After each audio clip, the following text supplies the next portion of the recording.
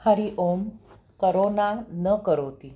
योगदास श्री जय गणेश जोशी लिखित आध्यात्मिक लेख क्रमांक 67. न करोती.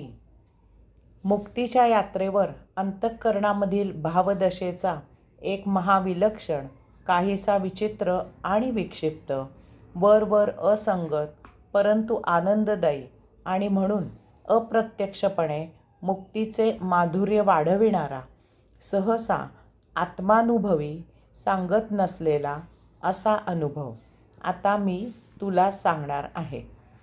एक सज्जन साधक योग साधना शिकले. 4-5 वर्षांनी मला मुद्दाम भेटले आणि म्हणाले की आता माझे ध्यान लागत आहे, परंतु ध्यानामध्ये मला पाते चाकू घेऊन कोणाला तरी भुसकावे असे वाटते. त्यामुळे मी विचलित होऊन ध्यानामधून व्युत्थान होतो. त्यांना मी सांगितले की साधना सुरू ठेवा. असे व्युत्थान झालात तर दुसऱ्या दिवशी पुन्हा ध्यानाला बसा. आपला व्यवसाय कापाकापी आहे. ह्यामुळे मन उचल खाते की याला ध्यानामधून बाहेर आणून त्याच्या व्यवसायात गुंतवून ठेवीन. कारण ध्यान हे मनाचे मरण आहे. ते टाळण्यासाठी त्याची धडपड सुरू आहे. तथापि तुम्ही ध्यान सुरू ठेवा. काही कालावधीनंतर एकतर ते अमन होईल किंवा ध्यानाला सहकार्य करू लागेल. काहीही झाले तरी तुमचे ध्यान प्रगत होईल. तथापि ते सहकार्य करू लागले तर आध्यात्मिक भोग निर्माण होणार नाहीत. ह्याची काळजी समाधी अवस्थेनंतर पुढे घ्यावी लागेल. अर्थात यासाठी मंत्र आहे न करोती. आता पुढील अनुभव ऐक.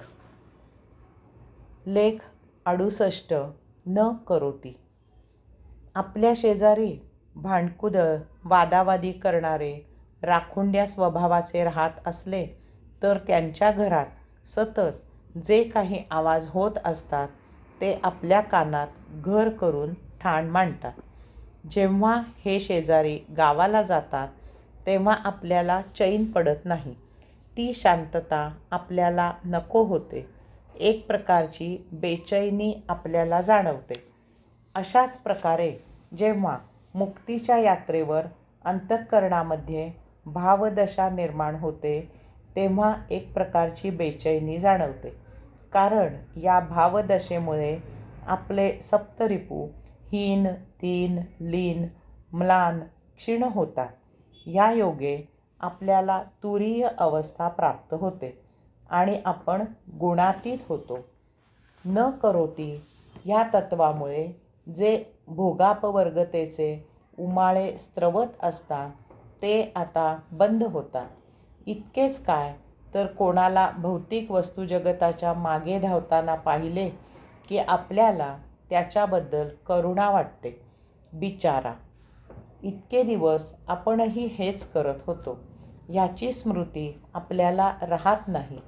आपल्याला कोणी मागील आठवण करून दिली तर आपण ते एक विनोद म्हणून स्वीकारतो आणि हसतो.